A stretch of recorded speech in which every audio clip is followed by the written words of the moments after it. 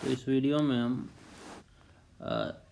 Reflected ray जो है उसका रोटेशन देखेंगे व्हेन मिरर इज रोटेट। तो जब मिरर को रोटेट किया जाएगा तो रिफ्लेक्टेड रे कितना रोटेट हो जाएगा, उसके कितने प्रोपोर्शन में रोटेट होगा, ये हमें देखना है इस वीडियो में। तो ये मैंने इनिशियल फिगर बना दिया है। इसमें बेसिकली एक मिरर है और इस पे एक लाइट इंसिडेंट हो रही है, लाइट रे। एंगल ऑफ इंसिडेंस आई है तो एंगल ऑफ रिफ्लेक्शन भी आई होगा। I is equal to are से हम बोल सकते हैं दोनों आई होगा। अब जो मैं सेकंड केस डिफरेंट फिगर से बना दे रहा हूँ, सेकंड केस में इसको क्या किया जा रहा है, मिरर को रोटेट किया जा रहा है। तो लेट्स टेक मिरर को थोड़ा सा ऐसे रोटेट कर दिया गया।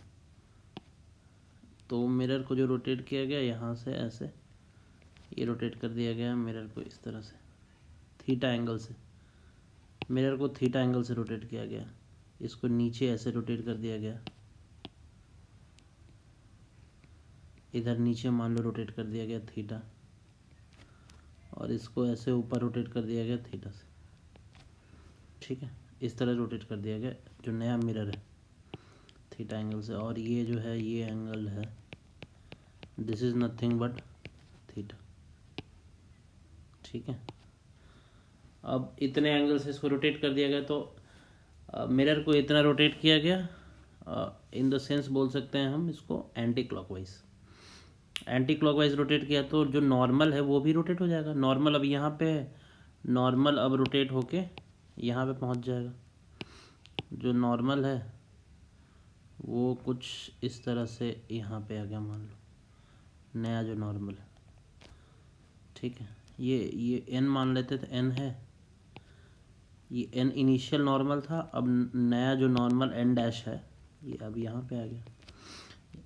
और ये इनिशियल मिरर का पोजीशन m1 यहाँ पे था। अभी जो फाइनल पोजीशन हो गया है मिरर का m1 डैश लिख देते हैं, ये हो गया। तो इसके अकॉर्डिंग रिफ्लेक्टेड रे भी चेंज हो जाएगी, उसकी पोजीशन भी। अगर हम देखें यहाँ पे एंगल ऑफ इंसिडेंट, अब जो नया एंगल ऑफ इंसिडेंस चेंज हो चुका होगा क्योंकि हमने जो इंसिडेंट रे के साथ कोई छेड़छाड़ किया नहीं है। तो अब ये हो जाएगा नया एंगल ऑफ इंसिडेंस। ये जो नया एंगल ऑफ इंसिडेंस होगा इसको ये वाला जो है दिस विल बी नया आई डैश बोल सकते हैं। इसकी वैल्यू जो होगी, अच्छा ये जो एंगल होगा ये भी एंगल कितना होगा, ये एंगल थीटा होगा। ठीक है, तो यहाँ से हम बोल सकते हैं ये आई माइनस थीटा हो गया, ये वाला पोर्शन। अच्छा ये आई माइनस थीटा होगा तो angle I equal to angle R, यानी जो नया रिफ्लेक्टेड रे अभी बनाएंगे हम, यहाँ से नया रिफ्लेक्टेड रे मैं बना दे रहा हूँ। यहाँ पे नया रिफ्लेक्टेड रे कुछ यहाँ पे ये हो गया नया रिफ्लेक्टेड रे। ठीक है, नया रिफ्लेक्टेड रे ये आ गया। अब यहाँ पे जो है वो ये जो ये एंगल भी, हालांकि फिगर में ज़रूर दिख नहीं रहा होगा, लेकिन ये दोनों एंगल बराबर होंगे। ये अगर आई माइनस थीटा है तो ये भी कितना हो जाएगा, ये आई माइनस थीटा।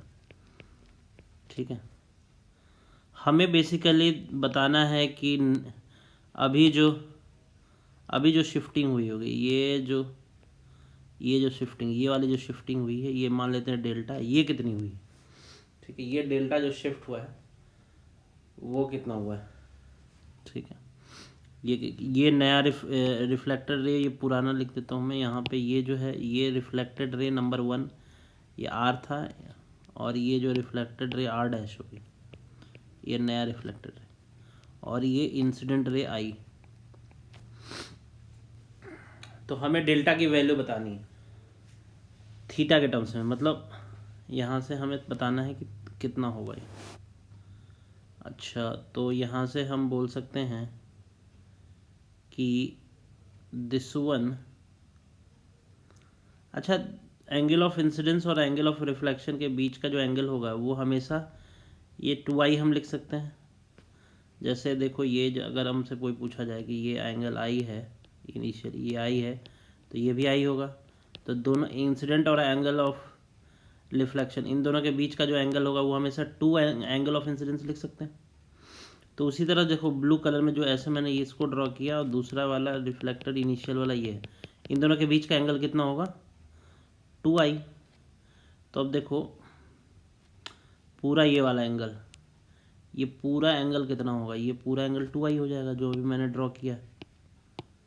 तो हम 2i को लिख सकते हैं 2 इंटू आई, क्योंकि इनिशियल है ना, इनिशियल एंगल ऑफ इंसिडेंट तो आई था, तो उन दोनों के बीच में इंसिडेंट रे और रिफ्लेक्टर रे के बीच का एंगल 2i हो जाएगा। और वो किससे किससे मिलके बना है, एक इससे मिलके बना है, that is I minus theta से मिलके बना है। ठीक है, यहाँ ये हो गया। उसके बाद फिर ये वाला पार्ट आ गया, ये पार्ट भी है आई माइनस थीटा प्लस दूसरा ये डेल्टा, इससे मिलके ये बना है पूरा, जो ये भी इस कलर का जो मैंने दिया है यहाँ से यहाँ तक। अब जो है हमारा आंसर क्या आ जाएगा, इसको अगर सॉल्व करेंगे, देखो ये इससे कैंसिल हो जाएगा, आई से कैंसिल हो गए। अब यहाँ से डेल्टा से जो वैल्यू आएगी, डेल्टा की वैल्यू आएगी 2 थीटा। ठीक है, और ये भी देख सकते हैं कि किधर रिफ्लेक्शन किस डायरेक्शन में हुआ, जिस डायरेक्शन मिरर को हमने किधर रोटेट किया था। देखो मिरर को जो हमने रोटेट किया यहाँ से लेके यहाँ तक, ये हो गया रोटेशन ऑफ मिरर, जो कि एंटी क्लॉकवाइज हुआ था। और इसमें भी जो इंसिडेंट जो रिफ्लेक्टेड रे है, इनिशियल ये वाली है, फाइनल यहाँ तक ये है, इनिशियल और फाइनल ये जो अभी मैंने बनाई। ठीक है, तो आर डैश जो यहाँ पे फिगर में, तो दोनों का जो रोटेशन का एंगल है वो भी सेम है, डायरेक्शन भी सेम है, देख सकते हो आर और आर डैश का डायरेक्शन भी सेम है, तो इसीलिए हमें एंगल भी सेम आ जाएगा, एंगल का डायरेक्शन भी सेम आएगा, सेम डायरेक्शन में रोटेट हो जाएगी। Thank you.